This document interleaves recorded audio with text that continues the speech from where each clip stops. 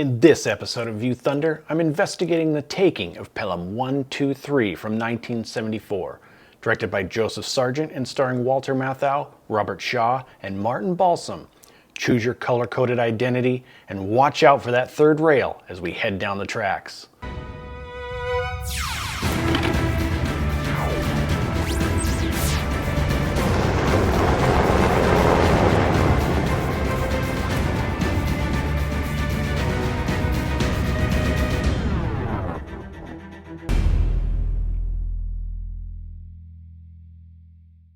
Your attention, please. Now then, you'll all remain seated. Anybody who tries to rise is going to get shot.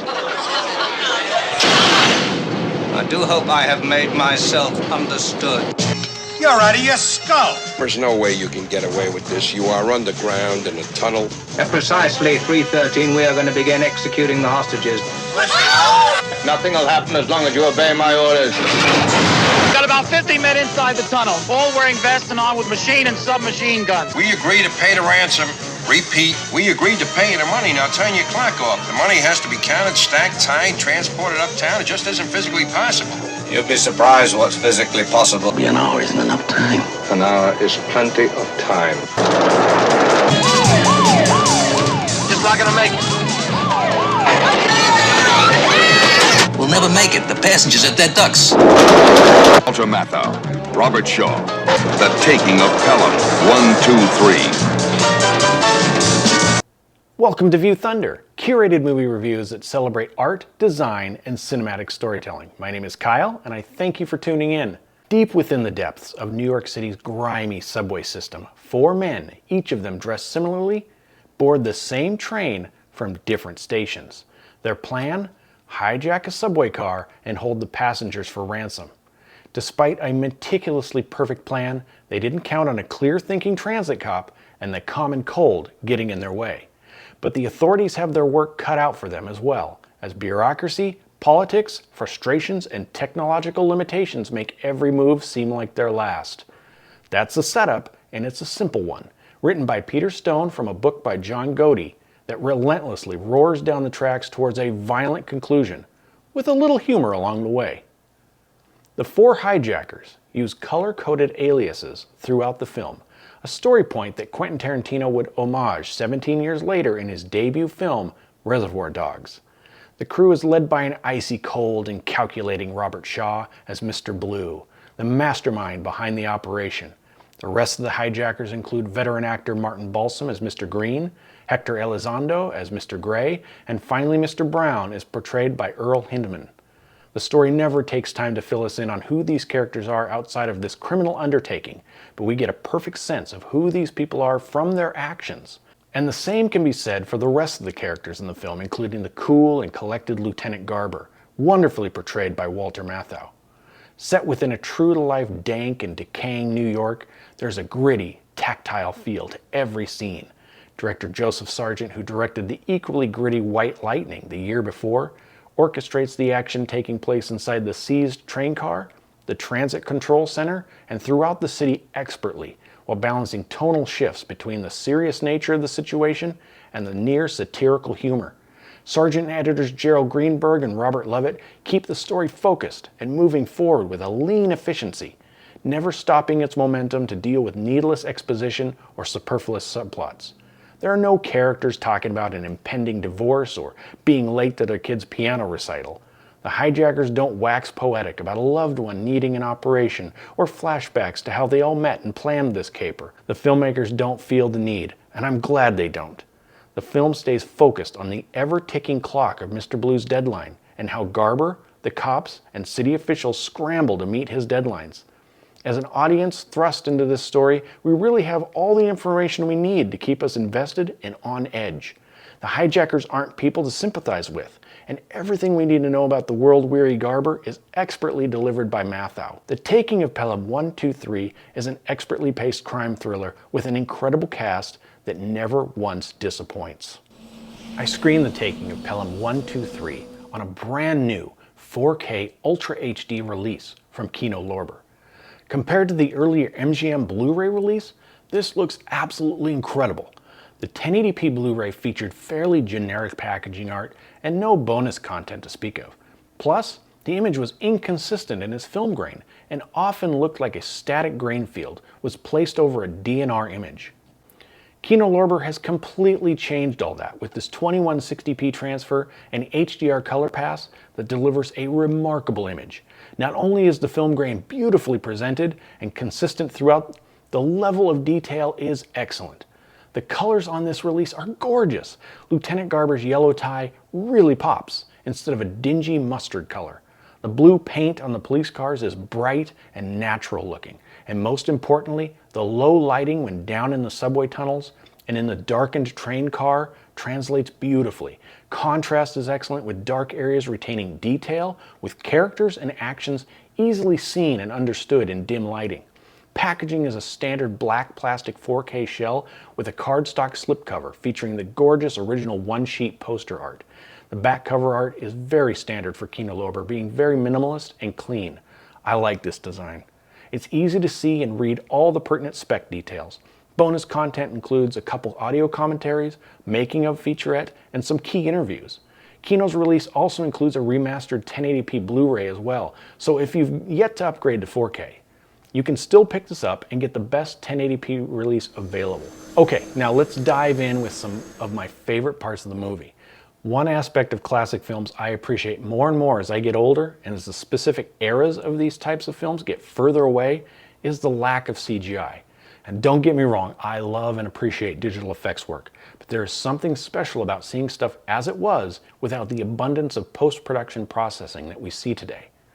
For example, I love the vast New York vistas of the city and looking down the huge streets filled with cars and people. To make a 1970s period piece like this today, it would most likely have a smaller, more intimate feel, where the camera can't look all the way down the street and only a few period accurate vehicles are present. It was a big deal for Quentin Tarantino to recreate the 1969 streets of Los Angeles when filming his 2019 film Once Upon a Time in Hollywood. And even then, he had a lot of limitations on where he could point the camera. For a larger scale, looking down vast New York City streets would require green screens with digital set extensions, similar to Todd Phillips' Joker film, which came out the same year. What I love about classic films is you're basically watching an accurate period piece, filmed in camera. I like to think that nearly any film set in its contemporary world eventually becomes an accurately detailed period piece.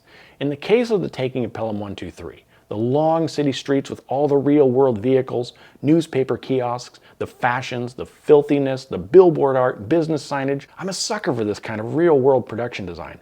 I love looking at and being immersed in all the little details that are found within frame. Sometimes, a single object, for whatever reason, can catch my eye and enhance my appreciation for a scene. For instance, in one of the Transit Authority offices, there's a lamp on the desk with a note taped on the edge of it. It's such an inconsequential little detail, but for some reason, I just love that it's there. To me, this is storytelling. Whether it was placed there purposefully or not, it gives gravitas to the world around it. Also, in that same office, there's a collapsible scissor arm attached to the wall with an old 1930s style telephone on the end of it that I absolutely love. I asked myself if a contemporary production designer would think to add such a thing to a period film set in the 1970s. I'm not sure it's something that would come to mind immediately, but to see it just hanging there brings me joy. Beautiful stuff. Now here's the funny part where I contradict myself on everything I just said. As I was watching the film, I was commenting to myself about the incredible control room details all throughout the interior of the Transit Command Center. Banks of little blinky lights and the train map and the individual workstations, even the microphones hanging from swing arms. The background details that a production designer would need an extensive budget to recreate and may not be able to get all the small details. I thought it was really cool that it was filmed within a real transit command center. Turns out I was completely wrong. The entire thing was a set that production designers Gene Rudolph and Herbert Mulligan recreated in exacting detail at Filmway Studios in Harlem. One thing I'd like to point out about costuming is how much I like 1970s NYPD uniforms, especially those killer leather jackets. Cops today are so bulky and overloaded with gear, they look less like peace officers and more like military-style sharper image displays. For movies, give me the much more visually interesting attire of yesteryear, when cops looked like cops. As far as the cast goes, everyone from the main cast to supporting is completely on their A game. Not a single weak link among them. Walter Matthau is the type of actor you wouldn't see these days as the lead in a movie. But Matthau was an incredible presence, and he's great in this role as Lieutenant Garber. He plays it as a guy who has seen his share of crazy in the city and is able to keep his cool while some of his colleagues lose theirs.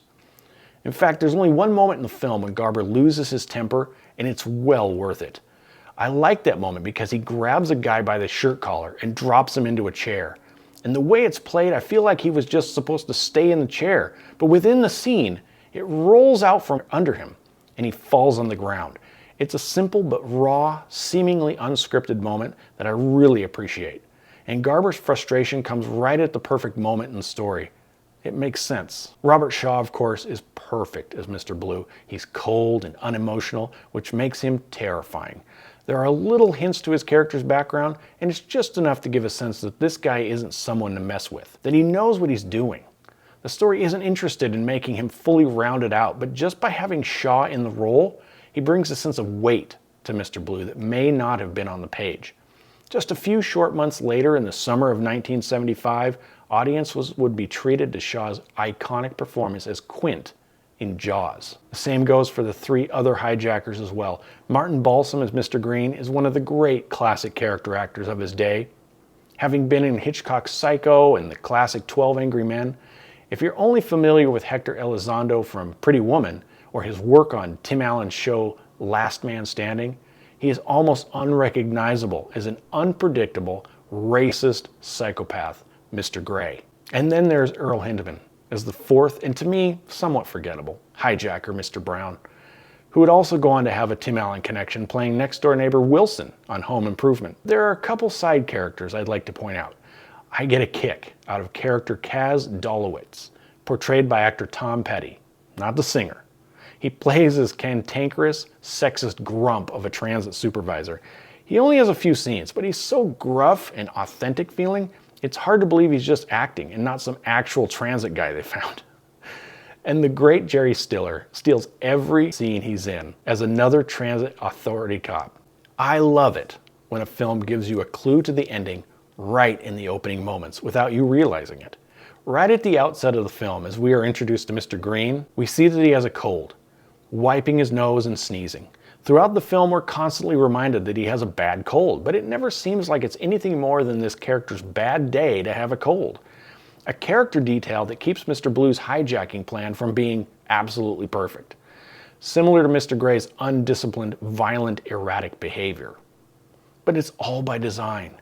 Throughout the film, Lieutenant Garber speaking with Mr. Blue can hear someone on the radio sneezing in the background. Garber always responds with Gesundheit. Later on in the final scene of the film, when Mr. Green, the only hijacker to make it out alive, thinks he's outsmarted Garber and Patron, who are investigating recently fired motormen, he gets a little cocky and angrily sends them on their way for bothering him. But as Garber is on his way out and closing the door behind him, Mr. Green sneezes once again. That final shot of Garber opening the door and giving a wry, gotcha smile, it brings it all full circle. Love it. Gesundheit. Policeman. Gesundheit. Gesundheit.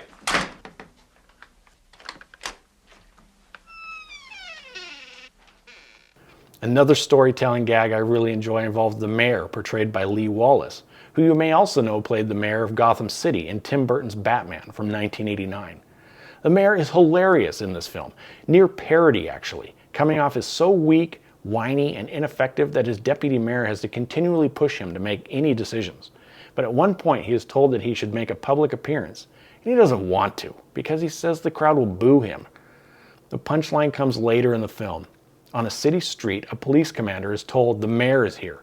The mayor himself is never shown, but we know he's arrived because we hear the crowd booing. It's perfect. And finally, I would be remiss to leave out a mention of the excellent jazz-infused score by David Shire. The main title theme has this muscular horn motif along with a seemingly erratic jazz line accompanying it. It's exciting and bouncy while invoking the exact tonal balance between fun and serious that the story required. The Taking of Pelham 123 is one of the great crime thrillers of the 1970s, both highly entertaining and influential. It really doesn't get much better than this, and very few contemporary films can achieve this balance of cinematic thrills, humor, and authenticity. What are your thoughts on The Taking of Pelham 123? Have you seen it? If not, have I piqued your interest? Let me hear from you in the comments below. Thank you so much for tuning in. If you enjoyed this review, please like this video and subscribe to the View Thunder channel. And until next time, remember, always watch the end credits.